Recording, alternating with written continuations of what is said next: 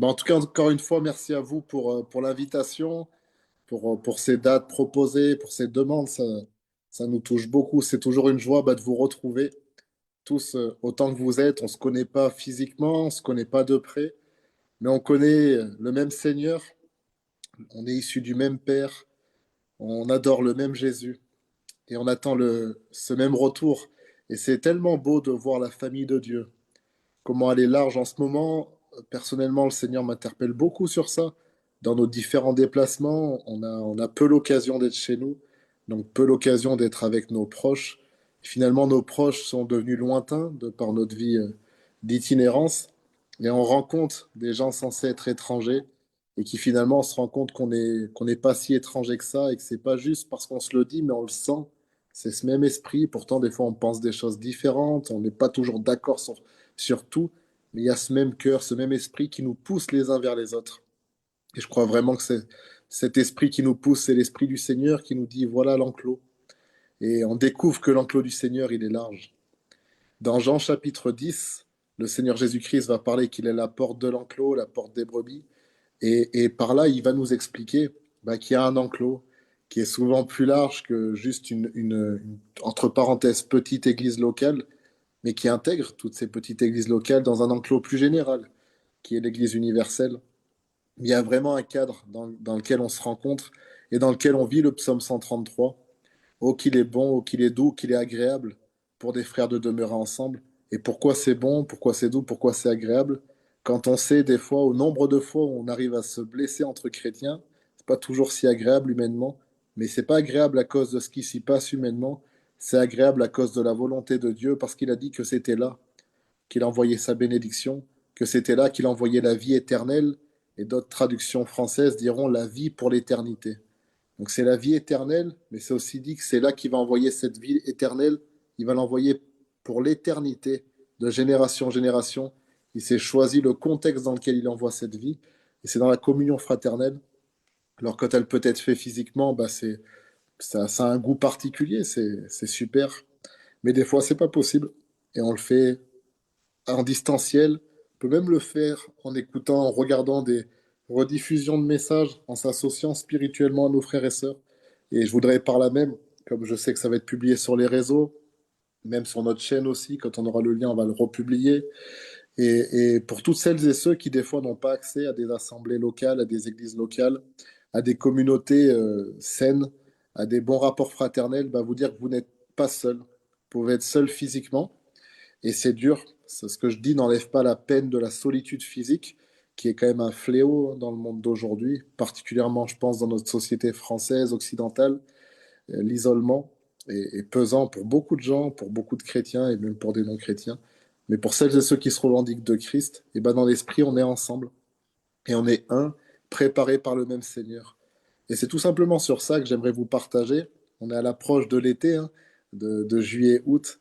Voilà, on fait ce message en 2026. On s'approche de l'été, on est au mois de juin. Et j'aimerais tout simplement nous encourager les uns les autres à trouver du repos dans cet espace de temps assez court qui est devant nous. Avant, je le crois que le Seigneur déverse sa puissance pour nous donner d'aller à l'œuvre, mais aussi avant que le mal et la société déversent aussi sa réponse et l'opposition. Avant que le monde s'effondre, avant que l'incendie prenne, il faut que les pompiers se reposent pour pouvoir aller dans l'intervention. Et je crois que nous sommes au devant d'un temps où le Seigneur nous donne tout simplement rendez-vous au jardin. Et je vais définir ce que j'entends par jardin. Le titre de ce message, si je peux en donner un, ça serait Rendez-vous au jardin. Et hier, je disais ça à mon épouse en souriant quand le pasteur Hamid m'a écrit pour me demander si c'était possible de venir, d'intervenir, ce qui m'a beaucoup touché. Et j'étais moi-même en train de faire des activités chez nous. On est très peu à la maison. Comme je vous disais, on a une vie beaucoup de déplacements, en tout cas cette dernière année.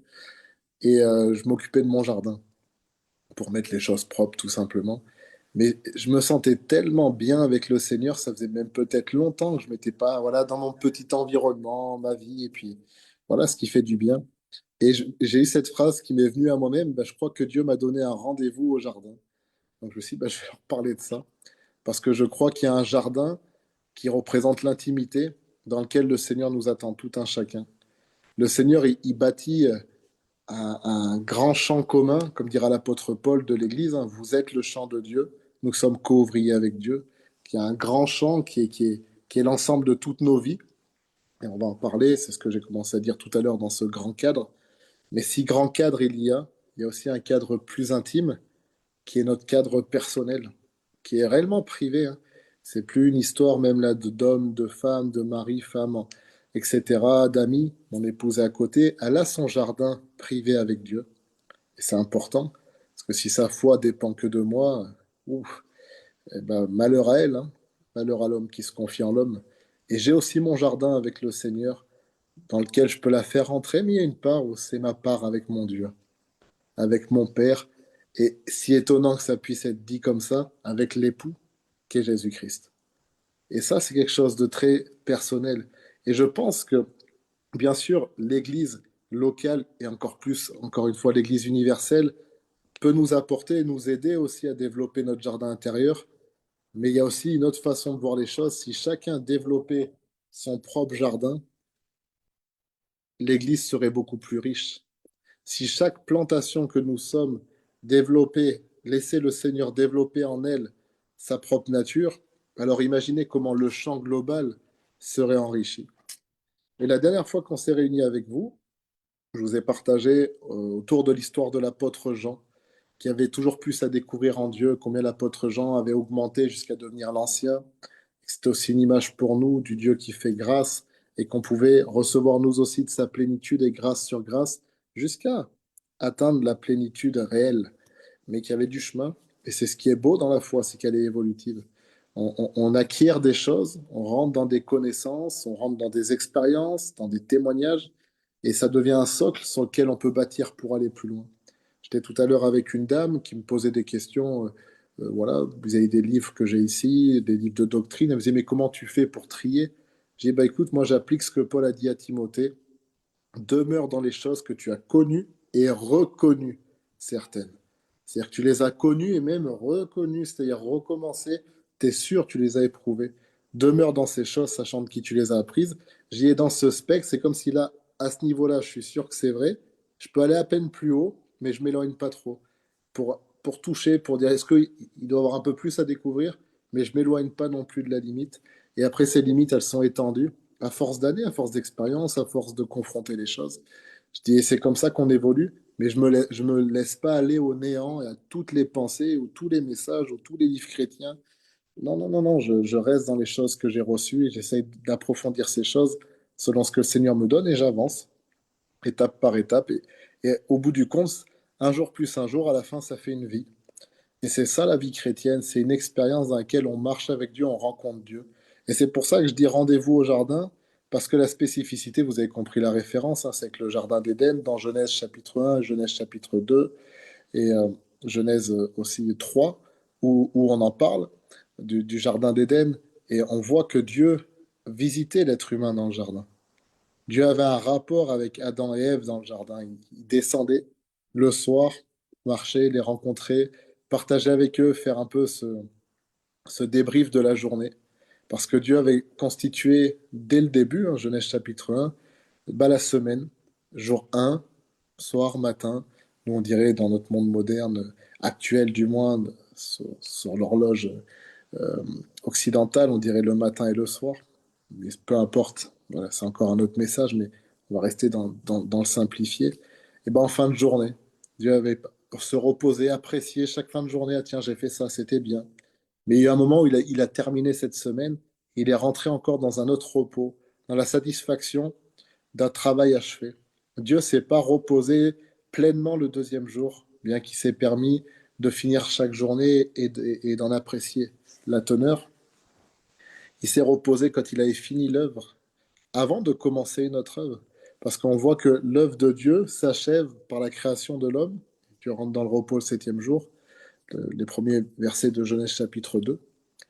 Mais ensuite va commencer toute l'histoire de l'homme. Alors je ne sais pas comment se positionnent vos Bibles, selon vos traductions, selon aussi le langage, la langue utilisée. Moi, par exemple, dans ma Bible, ils mettent des petits titres au chapitre. Et j'aime parce que Dans Genèse chapitre 1, bon, ils vont dire la création, tout simplement, comment Dieu établit la création et l'ancien temps.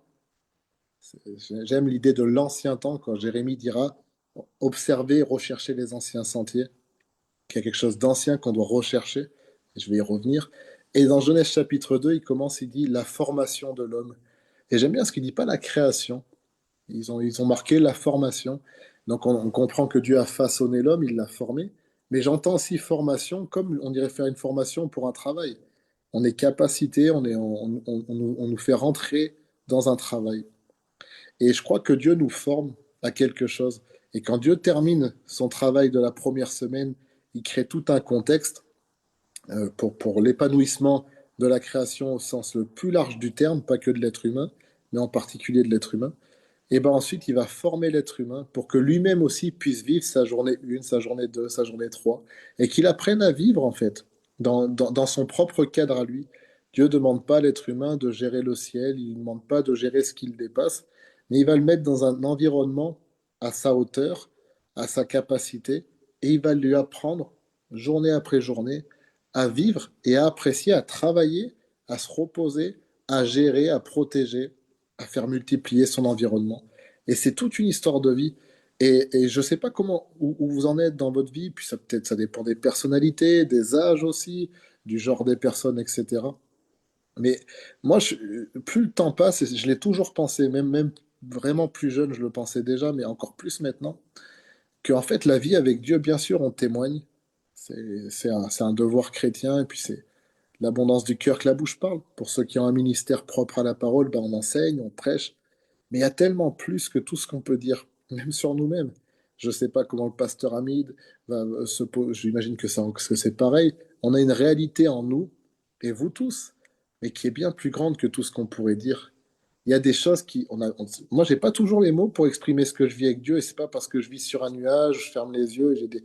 Non, non, c'est pas ça. C'est qu'il y a une réalité de l'impact de la vie avec Dieu, de la présence de Dieu dans ma vie, dirigée pour ma vie, mais qui me touche et qui m'enseigne plein de choses. Et ça, des fois, c'est difficile de mettre des mots et puis les gens n'ont pas le temps d'écouter. On ne peut pas tous écouter la vie de tout le monde, sinon on perdrait notre temps. Mais on en sort des principes. Et l'un des principes qu'on sort de tout ça, c'est que Dieu nous fait cheminer avec lui. Dieu a toujours voulu marcher avec l'être humain, partager comme on partage avec un ami. Oui, aujourd'hui, je peux écrire en quelques phrases une petite biographie de Lydie et moi. Nous sommes mariés, je porte une alliance, etc. Je vous fais une petite phrase, on s'est rencontrés, nos parents se connaissaient. C'est des mots, mais entre toutes ces phrases, chaque phrase, entre le premier paragraphe et le deuxième paragraphe, il y a des années de vie. Et il y a plein de choses qu'on ne dira jamais, il y a des choses qu'on ignore, mais qui pourtant nous ont mis ensemble. C'est un mystère que l'amour. Ben, je crois que c'est un mystère que le rapport avec Dieu. C'est une marche de tous les jours où des fois il se passe plein de choses géniales qu'on constate, on se dit waouh, superbe. Des fois on a plein de projets, plein d'activités qui nous défient, et des fois c'est le calme plat, le désert diront certains, et où il n'y a pas rien. Il semble rien avoir. Et pourtant même ce rien fait partie de l'histoire avec Dieu. Des fois Dieu il nous conduit juste pour dire, est-ce qu'on peut juste s'asseoir ensemble et être ensemble? Juste un petit temps. Est-ce qu'on peut se reposer ensemble? Est-ce qu'on peut rien faire ensemble, mais juste être ensemble? Et dans l'idée de rendez-vous au jardin, j'entends ça, j'ai l'impression que nous, on est devant un temps. Et alors, c'est bien sûr, hein, c'est pour en tout cas dans beaucoup de pays, hein, l'été, ça sert à ça. Les gens prennent du repos, des vacances, le soleil est là, c'est plus agréable. Mais je crois que c'est pas qu'une histoire de ça. Je suis pas en train de surfer sur une mentalité païenne. Je fais pas, voilà, c'est pas ma façon de voir la prédication. Mais je crois vraiment que nous sommes dans un temps où le Seigneur, il a tranché des années. Il a permis qu'il y ait des mois, qu'il y ait des semaines. Mais on constate que des fois, il y a des mois qui se ressemblent, qui font partie d'un cycle. Il y a des mois de bascule, il y a d'autres étapes. Et je crois vraiment que les mois qui sont devant nous, juillet et août par exemple, en particulier, sont des temps d'une profonde transition extérieure, mais que c'est pas là où est le plus gros de la transition. Il y a une grande transition intérieure. Et que le Seigneur, il est en train de nous conduire vers cette transition. Et je pense, et vous pouvez mettre un petit une petite réaction si c'est le cas, que vous êtes plusieurs à le ressentir dans des degrés différents. On sent que le Seigneur, il est en train de nous amener vers la fin d'un cycle et vers le début d'un nouveau cycle et qu'on est dans cette ambiguïté un petit peu. On arrive à la fin de quelque chose, peut-être même à bout de souffle. La dernière fois, je rigolais, je parlais avec quelqu'un qui me disait, voilà, si tu es trop fatigué, il me disait pas moi, il parlait au sens général, mais bon, ça m'a fait sourire des fois. Les gens, ils parlent à droite, mais ils veulent parler à gauche. Oui, c'est en gros, si tu es trop fatigué, c'est que c'était pas Dieu. Alors, je vais être direct, hein, je ne crois pas du tout en ça. Parce que, bah, quelqu'un qui sort, truc tout bête, hein, d'une séance de sport, bah, il transpire, il est essoufflé. Mais reviens dans 2 jours, le muscle s'est reconstruit et tu comprendras pourquoi il était fatigué. Quelqu'un qui rentre de la guerre, bah, il est un peu sale, il est un petit peu triste, il est un peu brisé. Mais c'est pas parce qu'il devait pas combattre. C'est quand on arrive à la fin de quelque chose, bah, on arrive à la fin des forces qui nous étaient données pour cette chose. Et c'est pas toujours. Des fois, ça arrive. Des fois, on va trop loin. Des fois, on s'épuise à l'excès. Mais il y a des moments aussi où tout simplement, bah, c'est que tu arrives à la fin de la course. Donc, bah, forcément, tu n'as plus les forces que tu avais au début et c'est bon signe. C'est que tu n'as rien gardé pour toi, mais que tu as tout donné dans l'œuvre. Et ça, c'est ce temps où le Seigneur, il dit, bon, maintenant, prenons un temps à l'écart ensemble. Juste un temps de repos pour que je puisse régénérer tes forces et que tu puisses aussi te reposer de tes œuvres. Alors certains, les œuvres, ça sera les œuvres du ministère ou du travail effectif tel qu'on l'entend, visible. Donc des fois, ça semble plus facile, mais il y a des œuvres aussi intérieures. Certains parmi vous, parmi nous et d'autres qui vont nous écouter, beaucoup, peut-être tous, on est passé par des mois, par des temps où le Seigneur, il est allé travailler beaucoup de choses à l'intérieur de nous. Il est allé chercher sur des blessures passées, des fois sur des erreurs, sur des choses. Et ça, c'est tout un travail que les gens ne voient pas. Parce que ça se passe à l'intérieur, dans ce jardin intérieur, dans lequel Dieu vient marcher. Tout ce qui se passait à l'extérieur du jardin d'Éden n'était pas au courant de ce qui se passait à l'intérieur du jardin. C'était ce qui se passait dans l'intimité, ça restait dans l'intimité. Et même sur ça, le Seigneur, c'est comme si le Seigneur il dit, bah, maintenant, laisse redescendre tout ce travail. Laisse-moi l'occasion de donner du repos après toute cette marche qu'on a fait ensemble. Et depuis l'aube des temps, vous lirez dans les premiers chapitres de la Genèse, surtout dans les généalogies, avant Noé et tout ça, on parle de Enoch qui marcha avec Dieu. Et il ne fut plus parce que Dieu l'avait transféré. Et Dieu a toujours marché avec des gens. Et les gens qui étaient proches avec Dieu, des fois, on ne nous dit pas grand-chose sur eux, on nous dit une phrase. Mais pour nous, c'est une phrase. Pour eux, c'est une vie. Et je crois que Dieu veut révéler des gens qui peuvent comprendre ce que je viens de dire tout de suite. Voilà, que des fois, c'est pas, c'est pas au nombre de mots que ton témoignage est puissant, c'est pas au nombre de points dans les nombres d'activités que ta vie a de la valeur, c'est à la valeur que tu donnes aux mots. Je marche avec Dieu, ça veut tout dire. La profondeur d'une vie de relation avec Dieu. Oui, mais qu'est-ce que tu produis? Une relation avec Dieu. Tout ça. Oui, mais c'est tout, je t'ai répondu. J'ai une relation avec Dieu. J'aime Dieu. Je loue Dieu. Je m'attends à Jésus-Christ. Oui, mais du coup, tu as ouvert combien d'églises? C'est pas ça la question. J'ai une relation avec lui. On n'a pas tous le même nombre d'activités à notre effectif, mais il faut qu'on trouve ce même zèle et ce même amour pour Dieu dans la vie de chacun d'entre nous qui se déploie de façon différente. Et c'est pour ça que là, je crois que c'est un temps qui est global, où le Seigneur, il veut révéler ceux qui marchent avec lui, ceux qui sont dans l'intimité avec lui. C'est de l'abondance du cœur que la bouche parle, comme j'ai dit tout à l'heure, c'est un verset qu'on cite souvent de toute façon. Oui, mais dans ces cas-là, qu'est-ce qu'il y a dans notre cœur, vu que c'est là le jardin de Dieu? Et Dieu, il veut venir travailler, apaiser, mettre en forme ce jardin. Et j'aimerais, comme la dernière fois, je vous ai amené avec l'apôtre Jean, et que cette fois-ci, bah, vous avez vu, je suis d'humeur romantique, j'ai envie de parler d'histoire d'amour. Peut-être que je veux faire passer un message à ma femme, hein, je ne sais pas. Mais j'aimerais vous parler du Cantique des Cantiques. Alors brièvement, hein, on va pas tout traverser. Le Cantique des Cantiques, c'est un livre dans l'Ancien Testament qui se trouve après le livre des Proverbes, l'Ecclésiaste, et on arrive au Cantique des Cantiques. Alors c'est un livre poétique qui parle d'une histoire d'amour où il y a même des propos qui nous semblent un petit peu osés. Et voilà, c'est 8 chapitres, une histoire d'amour entre une jeune femme et un prince qui va devenir roi. Et elle parle du roi Salomon, tout ça. Et c'est une image aussi de l'Église. C'est un livre qui est réellement prophétique, qui est très profond, et qui des fois n'est pas toujours compris parce qu'il demande à, à déchiffrer, si on peut dire comme ça, mais qui va parler aussi de l'évolution de la relation entre cette jeune femme et son fiancé, et la fiancée et le fiancé, et qui, je crois, parle bien sûr de l'Église et du Seigneur Jésus-Christ, mais à une certaine mesure de nous aussi, avec lui. J'aimerais juste vous lire deux passages qui, euh, qui se contredisent, mais qui du coup donnent une sacrée lecture littéralement au texte. Dans Cantique des Cantiques, au chapitre 1, verset 6. Cantique des Cantiques, chapitre 1, verset 6, il est dit: Je suis noire, mais je suis belle, fille de Jérusalem, comme les tentes de Kédar, comme les pavillons de Salomon. Ça, c'est au verset 5. Ne prenez pas garde à mon teint noir, verset 6. Elle revient là-dessus, sur les apparences. Ne prenez pas garde à mon teint noir, c'est le soleil qui m'a brûlé. Les fils de ma mère se sont irrités contre moi, ils m'ont fait gardienne des vignes. Ma vigne à moi, je ne l'ai pas gardée.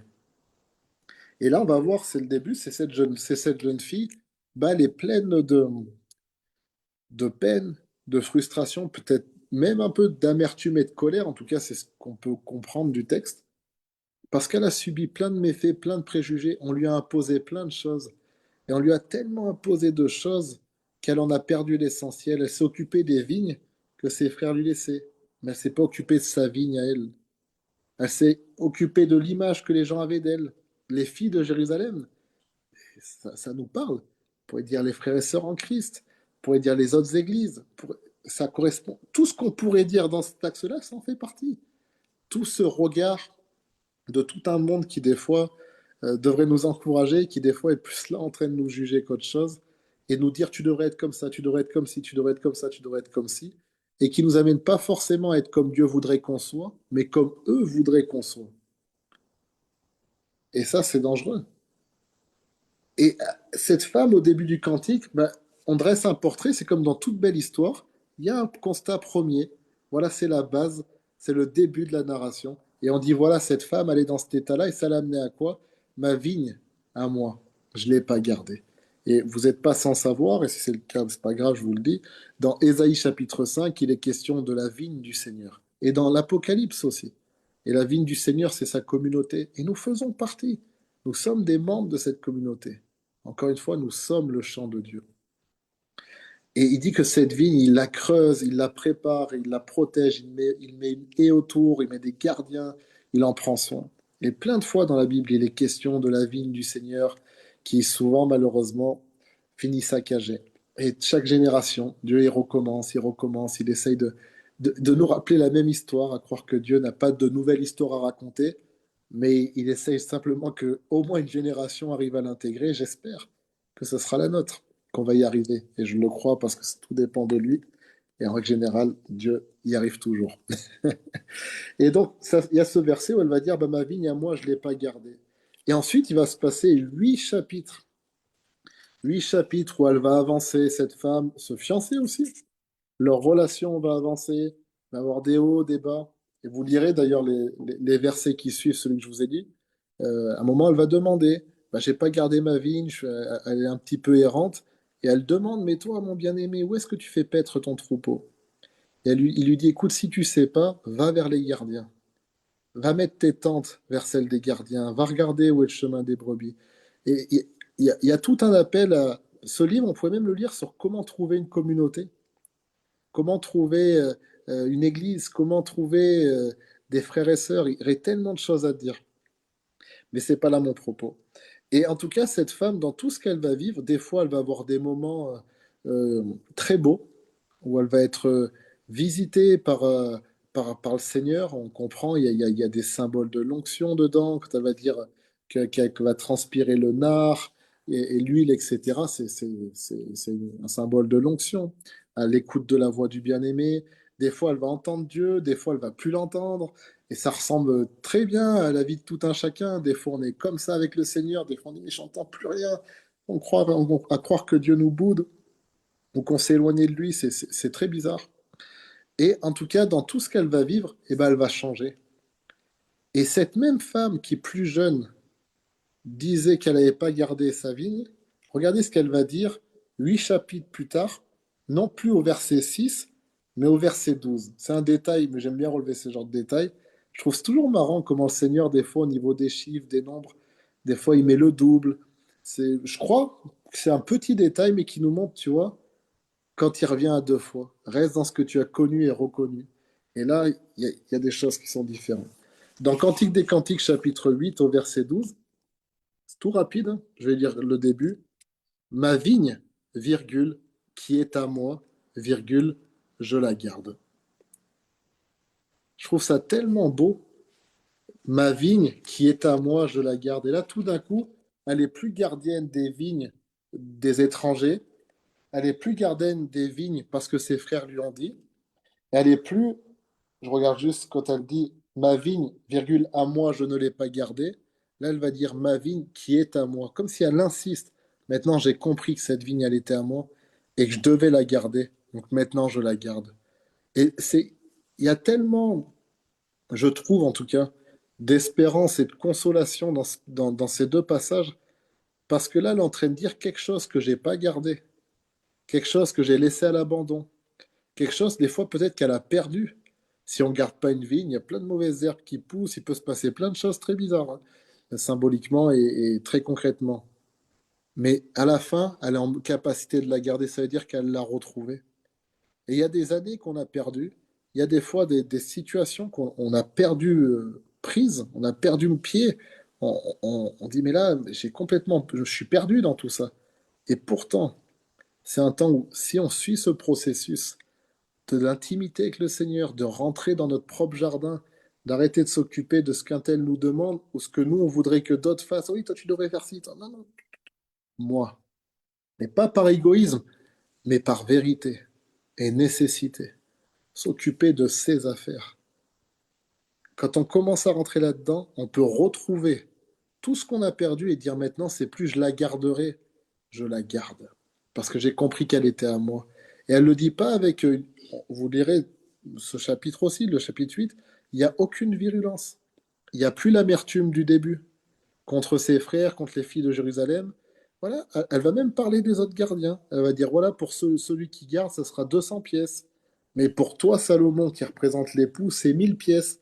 Elle arrive à distinguer, on pourrait dire pour nous aujourd'hui, entre le ministère et le Seigneur. Non, non, je donne ma part au ministère, mon respect, ils ont gardé ma vigne, ils m'ont aidé. Mais le Seigneur, je lui donne plus parce que c'est lui ce grand tout. Elle est arrivée à un stade d'équilibre. Et là, elle n'est plus la jeune fille prétendante au mariage, ni même juste la fiancée, mais elle s'apprête à devenir l'épouse, celle que le Seigneur vient chercher. Et je crois, alors je vous dis, hein, je ne suis pas de ceux, je ne pense pas qu'en septembre on va vivre l'enlèvement, même si je pense qu'on a l'air d'être bien la génération qui va le vivre, j'ai aucun doute. Voilà, depuis que je suis tout jeune, moi j'ai toujours été persuadé de ça. Mais je crois qu'on est dans des temps qui s'accélèrent, mais aussi dans des temps qui transitionnent et qui changent où là, tout ce qui a été derrière nous, tout ce qui nous a amené à ce constat de quantique, on est rentré dans le quantique, justement. De dire, voilà, bah, t'as vu, là, vous êtes dans cet état, des fois de frustration, des fois de, mais je me suis occupé de choses, mais ouais, voilà, et moi, mes affaires, du coup, comment je fais? Là, il dit maintenant, pause. C'est là, pause. Maintenant, laisse-moi te recentrer dans le jardin. Laisse-moi pénétrer ton jardin intérieur, mais t'y trouver. J'aimerais, j'aimerais vous parler librement, comme à des amis. Le Seigneur, aujourd'hui, je ne sais pas si vous y avez déjà pensé, mais en tout cas, le Seigneur aujourd'hui ne marche plus dans le jardin d'Éden. Voilà. C'est une phrase bête, hein, mais pourquoi? Pourquoi est-ce que le Seigneur n'est plus dans le jardin d'Éden? Parce que l'homme n'y est plus. Le Seigneur venait, l'Éternel venait dans le jardin d'Éden parce qu'il y avait Adam. C'est pas tant que Dieu aimait bien regarder l'arbre de vie, l'arbre de la connaissance et les grenadiers qu'il y avait à côté. Bien qu'il a apprécié son travail, il l'a trouvé bon, il l'a reconnu comme étant bon. On voit que dans la Jérusalem céleste, on retrouve l'arbre de vie, tout ça. Donc, il n'y a pas de souci, c'est pas du mépris des éléments, mais c'est que c'est l'amour de Dieu qui le presse. Et depuis que l'homme est sorti du jardin, bah écoutez, Dieu aussi est sorti du jardin. Parce qu'il cherche cet être humain qui s'est perdu. en dehors. Et depuis qu'il l'a retrouvé avec les patriarches, etc., bah, il essaye de l'amener à faire le trajet avec lui, à travers de la loi de Moïse, la circoncision déjà à l'époque des patriarches, ensuite l'avenue du Seigneur Jésus qui ramène et qui déchire le voile, qui permet de rentrer dans le jardin. Mais il attend l'être humain pour le ramener, pour le ramener, pour le ramener. Non pas que Dieu méprise le jardin, mais il nous aime encore plus qu'il aime ce jardin. Et il a fait ce jardin justement parce qu'il voulait communier avec l'homme. Donc s'il n'y a pas l'homme, ça ne l'intéresse pas. C'est tellement rassurant, tellement beau. Et le Seigneur aujourd'hui, c'est comme s'il disait, bah, je veux bien rentrer dans ton jardin intérieur, mais si je peux t'y trouver, je veux bien rentrer dans ta vie, mais est-ce que j'ai l'espace de t'y trouver? Parce que c'est pas être là pour être là. Comme si des gens venaient chez moi, mais on se voit pas. Bah, à quoi ça sert d'être là? Retourne chez toi ou fais un truc qui joue pas, soit chez toi, soit chez moi, mais il y a quelque chose qui va pas. Et si on se rejoint dans un lieu privé, c'est pour se rencontrer.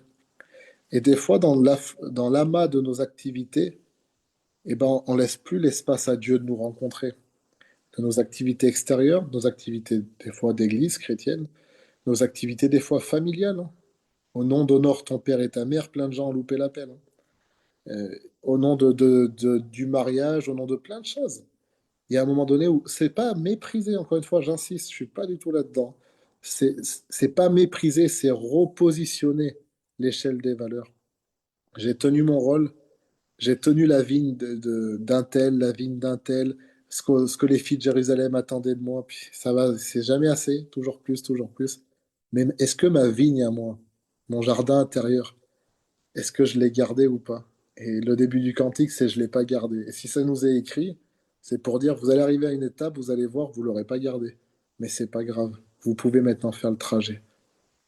Vous pouvez maintenant re-rentrer là-dedans. Et ça commence par un constat. Et ça commence par asseyons-nous et partageons ensemble, reposons-nous ensemble. C'est pas assis-toi pour débriefer de toute ta vie. Même si des fois, pour certaines personnes qui écouteront cette vidéo, et ben peut-être ça sera l'étape pour eux d'aller creuser dans leur vie. Là, je parle dans un sens général. Je crois que nous avons atteint ce stade de bascule où le Seigneur il dit, hop, reposez-vous un peu, parce que ça va démarrer après. Et il faut que ça démarre correctement. Il faut que vous ayez l'attitude et la façon d'être correcte pour ça. Il faut que vous puissiez arriver à dire, c'est bon, maintenant je suis en capacité de définir quelle est ma vigne, qui est à moi. Ma vigne qui est à moi. Quelle répétition. Et pourtant, la Bible, elle le répète. Ma vigne qui est à moi. Je la garde.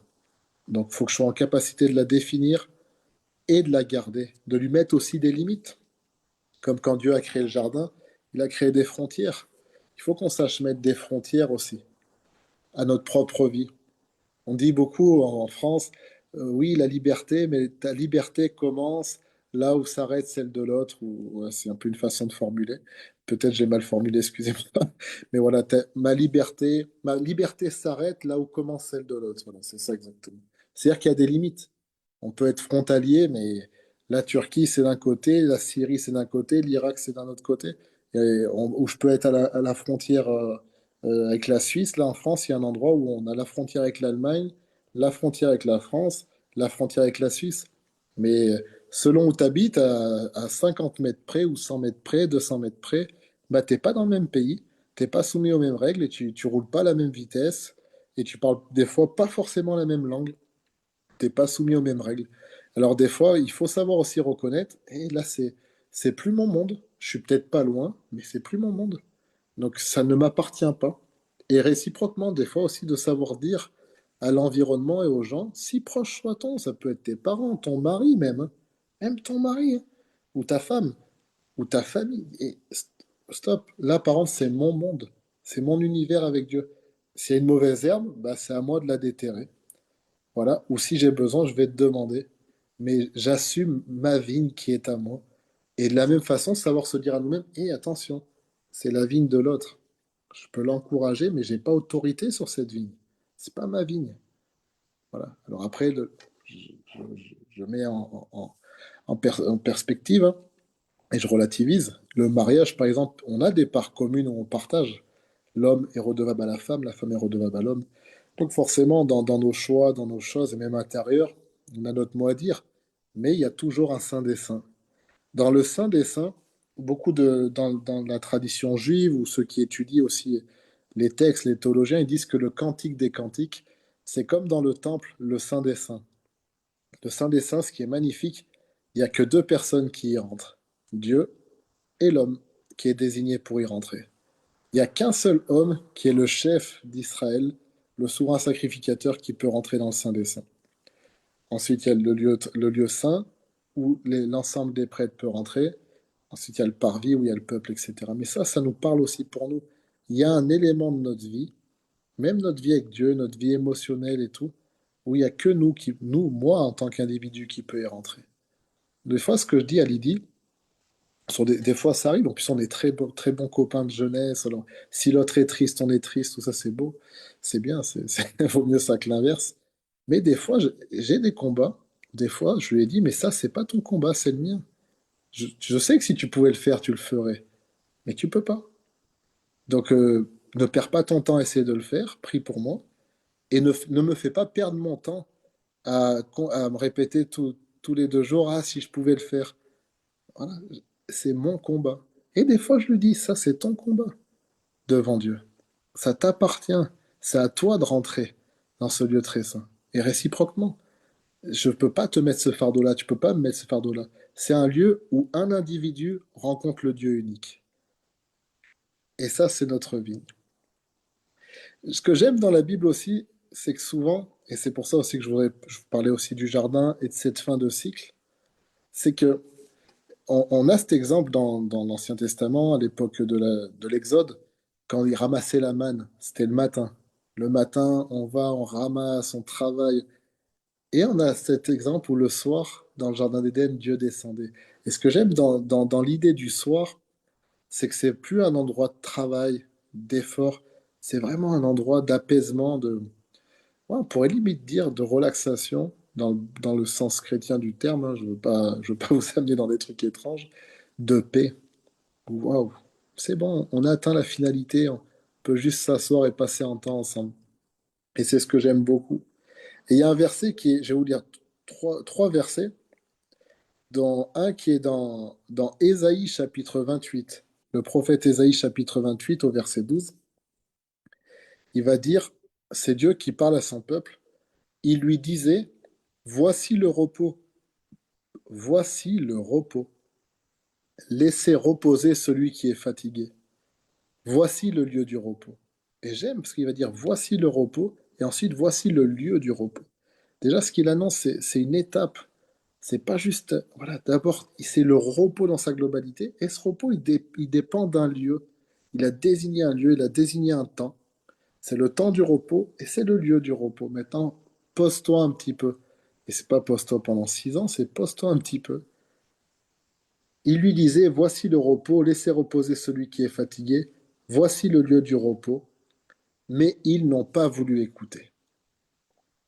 Et c'est là où toute la Bible, on se rend compte, ce que je vous ai au début, que de génération en génération, Dieu a cherché à marcher avec l'homme pour lui apprendre ce que lui-même avait pratiqué. Il voulait apprendre à l'homme à être comme lui, en fait, selon son image et sa ressemblance. Et il voulait lui apprendre à se reposer, mais ils n'ont pas voulu. C'est tellement dur d'avoir confiance que là, j'arrête. Parce que c'est quand on se dit ça que les sollicitations viennent, que les idées viennent. C'est comme quand on jeûne, quand vous faites un jeûne long, je ne sais pas si ça vous est arrivé, il y a toujours un moment où d'un coup, tu as des idées de recettes que tu n'as jamais eues de ta vie. Tu dis, ouais, ouais, attends, si là je faisais ça avec... ouais. Ah, les dates sont mûres tout d'un coup. Voilà, c'est impressionnant quand on jeûne, on a plein d'idées. Et quand on finit de jeûner, les idées, elles partent en même temps qu'on reprend le repas. Et il y a toujours un moment où c'est difficile pour nous d'arrêter, d'avoir confiance. Parce que la nature humaine, elle est tellement insécure qu'elle veut toujours être en train de vrai. Et ça me fait rire moi-même d'être en train de vous prêcher ça, parce que je vous garantis que je me prêche à moi aussi. Mais pourtant, c'est aussi un acte de foi que de dire, eh, maintenant j'arrête, je me repose avec Dieu, j'ai confiance en lui. Jamais dans l'époque, dans l'Ancien Testament, il disait qu'à un moment donné, la terre, il fallait lui laisser du repos, et même les paysans le font aujourd'hui, une année de jachère. C'est-à-dire qu'il lui laisse le droit de... La terre elle-même, elle se repose. Mais Dieu, il est en train de nous parler à nous. Il y a un moment donné, aie confiance. Et il dit, si tu respectes cette loi, juste avant que tu laisses le repos à la terre, je te donnerai une récolte qui comptera double. Je crois que si on se dispose à un temps de repos, là, de dire, bah, écoute, je vais faire mes quelques jours, mes quelques semaines, mettre mes affaires au propre, même si ça déborde un peu, et je vais prendre ce temps de repos avec le Seigneur, juste calmement, je ne m'embarrasse pas du reste. Je crois que Dieu va nous donner le double, ce double qu'on attend tous depuis longtemps. Dans Ésaïe chapitre 30, verset 15, verset connu, encore une fois, car ainsi a parlé le Seigneur l'Éternel, le Saint d'Israël, c'est dans la tranquillité et le repos que sera votre salut. Salut veut dire délivrance, guérison, la vie éternelle. C'est dans le calme et la confiance que sera votre force. Le mot force, c'est aussi la capacité. Mais vous ne l'avez pas voulu. Deuxième fois où Dieu y parle, ils n'ont pas voulu. Il y a une histoire où il attend qu'on mette notre volonté aussi dans ces choses et qu'on s'expose à sa réalité. Et pourquoi? Parce que le psaume 68, verset 14 dira, tandis que vous vous reposez au milieu des étables, les ailes de la colombe sont couvertes d'argent et son plumage est d'un jaune d'or. Psaume 68, verset 14. C'est-à-dire, pendant que vous, justement, pourquoi je veux que vous arrivez dans cette étape? Parce que pendant que vous vous reposez, la colombe qui représente le Saint-Esprit est en train de, votre dimension spirituelle, je suis en train de lui donner une autre couleur, une autre valeur, une autre hauteur. Mais ça, c'est une chose que je fais pendant que vous vous reposez. C'est là où il dit, il en donne autant à ses bien-aimés pendant qu'ils dorment. Et le dernier passage que j'aimerais vous lire, qui est un peu plus long, et je terminerai là-dessus, je ne sais pas combien de temps ça fait. Hop, ah ben oui, 40, ouais. Donc je vais terminer sur ce passage. Ésaïe chapitre 28, versets 23 à 29, qui dira, prêtez l'oreille, prêtez-moi l'oreille, je vais vous la rendre, prêtez-la moi juste une minute. Prêtez l'oreille et écoutez ma voix. Soyez attentifs et écoutez ma parole. Celui qui laboure pour semer, laboure-t-il toujours? Ouvre-t-il et brise-t-il toujours son terrain? N'est-ce pas après en avoir aplani la surface qu'il répand de la nielle et sème du cumin, qu'il met le froment par rangée, l'orge à une place marquée, et l'épeautre sur les bords? Son Dieu lui a enseigné la marche à suivre. Il lui a donné ses instructions. On ne foule pas le niel avec le traîneau, et la roue du chariot ne passe pas sur le cumin. Mais on bat le niel avec le bâton, et le cumin avec la verge. On bat le blé, mais on ne le bat pas toujours. On y pousse la roue du chariot et les chevaux, mais on ne l'écrase pas. Cela aussi vient de l'Éternel des armées. Admirable est son conseil, et grande est sa sagesse. Et ce passage, je trouve qu'il clôture tout, il rassemble tout ce que je vous ai partagé. Son Dieu lui a enseigné la marche à suivre. Et dans cette marche, il y avait un temps marqué, un espace marqué pour tout. Et il y avait après tout ce travail où l'homme fait, à l'extérieur comme à l'intérieur. Il fallait maintenant le calme pour que la chose puisse pousser. Et je crois vraiment que nous sommes dans un temps où Dieu veut faire pousser tout ce qui a été semé, labouré, retourné. Et envoyer, vous savez, ce passage qui dit, je vous enverrai la pluie de l'arrière-saison, qui est utilisé pour les réveils, qui est vrai, hein, je dis, voilà, c'est des versets qui correspondent. Mais cette pluie-là, c'est la pluie qui vient pour arroser des semences. Personne n'est en train de semer pendant qu'il pleut. C'est justement, on a tout préparé avant et maintenant, on s'en remet au Dieu des cieux qui peut envoyer la pluie. Nous, on a fait notre part sur la terre. Et je pense qu'il faut aussi arriver à un moment de se dire, j'ai fait ma part, j'ai fait de mon mieux, j'ai fait ce qui m'a été demandé. Et c'est là, peut-être, le conseil, l'avertissement, je ne sais pas comment formuler ce que je veux dire, quel adjectif lui donner, mais peut-être, oui, que certains n'ont pas encore fait ce que Dieu leur avait dit de faire. Alors là, oui, par contre, va pas te reposer dans le jardin. Va faire ce que Dieu t'a dit de faire. Vite même, parce qu'il reste peu de temps avant de rentrer dans le cantique des cantiques et les noces de l'agneau. Et si t'as pas acheté l'huile, va vite en acheter. Ça, oui, ça par contre, c'est un avertissement vrai. Mais il y a aussi beaucoup de personnes qui écoutent. J'ai peut-être pas tout fait parfaitement, mais j'ai fait de mon mieux ce que j'ai cru, ce que j'ai cru, ce que j'ai reçu. Alors à cela, le Seigneur dit, j'impose rien de plus si ce n'est maintenant faites silence et faites calme. C'est pas faites silence, prenez sur vous, dites plus rien, mais calme, ayez confiance. Laissez-moi maintenant faire moi ma part. Aucun de vous ne fait pleuvoir. Ok, ça m'appartient. Laisse-moi envoyer la pluie. Retire-toi du champ. Assis-toi avec repos et apprécie ton travail. Tu as fait ta part. Et ça, moi, c'est à cela que je voudrais particulièrement m'adresser. Moi, j'ai plus une tendance souvent à mettre en alerte ceux qui n'ont pas fait. Et voilà, je l'ai dit, bah, allez faire ce que Dieu vous a dit de faire et que le Seigneur l'Éternel vous vienne en aide pour que ça aille vite et que voilà, vous ne perdez pas de temps parce que c'est vraiment sérieux. Mais moi, je veux m'adresser tout de suite à toutes celles et ceux qui ont fait leur part. Personne n'agit parfaitement en tout. On bronche tous d'une façon ou d'une autre, dit la parole. Donc, commencez pas à vous dire, ah, mais peut-être que ça, j'aurais pu. Écoute, est-ce que tu as fait? Je l'ai fait. Ouais. Maintenant, prends ce temps de repos. Ne laboure pas constamment ta terre. Ne réfléchis pas constamment à toutes les scènes, tous les propos que tu as dit. Est-ce que là, c'était juste? Est-ce que ceci? Ne sois pas juste à l'excès de peur que tu te détruises. Rentre dans un temps de calme, dire Seigneur, j'ai fait ma part. Maintenant, de la même façon, si moi j'ai été fidèle à ma mesure, impossible que toi tu sois pas fidèle, Seigneur. Alors, à ta mesure, maintenant, Seigneur, je m'attends à toi. Et rentrez dans ce temps de repos et vivez ces 2 mois dans ce calme. Et quand l'ennemi viendra, parce que c'est toujours comme ça, dans tous les jardins, il y a un serpent qui arrive à se faufiler et qui dit Dieu a-t-il vraiment dit? Et c'est là où il essaye de vous faire manger un fruit qui semble bon et qui finalement vous amène à la mort, nous amène à la mort. Là, sur ça, ce serpent, marchez-lui sur la tête, faites ce que vous voulez, mais faut en finir, faut pas l'écouter.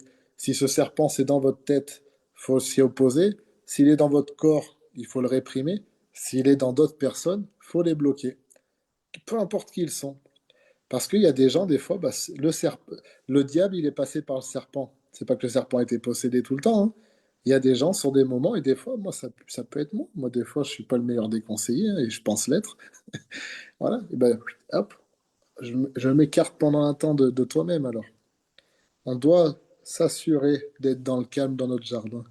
Et ça, c'est ça aussi la posture des vierges sages. C'est quand là, tout le monde se met à paniquer. Oui, mais moi, j'ai pas fait, aide-moi au nom de l'amour chrétien. Non, non. Un seul est mort pour le salut de tous. Non, là, non. Moi, j'ai fait ma part. Va chercher Dieu. Je prierai pour toi, c'est pas un problème. Mais moi, je dois rentrer dans cette étape de repos parce que je dois être transformé en vue du jour qui va venir. Et c'est ce que je voudrais vous encourager. On est maintenant à quelques semaines de cette période estivale.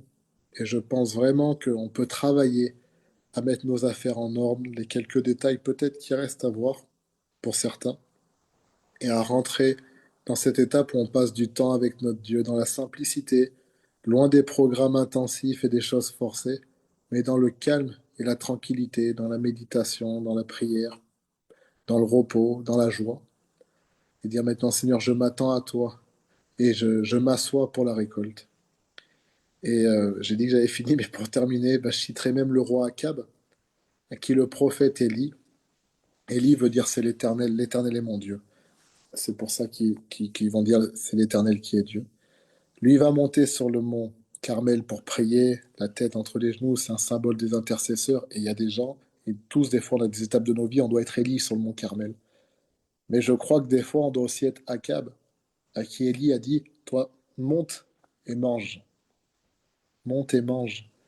Parce que c'est l'Éternel qui est Dieu qui va faire pleuvoir. C'est pas un homme qui va faire ça. C'est pas que le fruit de nos prières. Il y a un moment donné où même nos prières, elles ont été entendues, c'est bon. Maintenant, c'est l'Éternel qui va faire pleuvoir. C'est comme si Dieu disait maintenant, toi aussi, monte et mange. C'est bon, c'est fait. Oui, mais il fait encore tout sec, t'inquiète pas. Dans pas longtemps, il va se faire un bruit qui annonce la pluie. Alors rentre dans ton repos. Et heureusement qu'il a dit ça, et heureusement qu'Akab l'a fait. Parce que quand la pluie elle est venue, c'était tellement fort qu'il a fallu vite sceller son cheval pour vite aller à Israël. Et là, il fallait la force, la force physique, après tous les conflits qu'il y avait eu, tout le tourment sur le mont Carmel. Et Akab, ça reste un homme, hein. Il avait besoin de... Et il a pu atteindre Israël. Alors si ce roi, malheureusement, qui a dévié, a eu cette grâce-là de la part de Dieu, à combien de force raisons-nous en Jésus-Christ? Dieu nous dit monte et mange, et parce que quand ça va démarrer vite. Et mon but, c'est que tu ne te perdes pas, mais plus que ça, que tu puisses jouir de la récolte du fruit de ton travail et même plus de notre travail commun, toi et moi, l'homme et Dieu. Voilà ce que je voulais vous partager aujourd'hui. Rendez-vous au jardin. Soyez bénis. Merci, merci. Amen.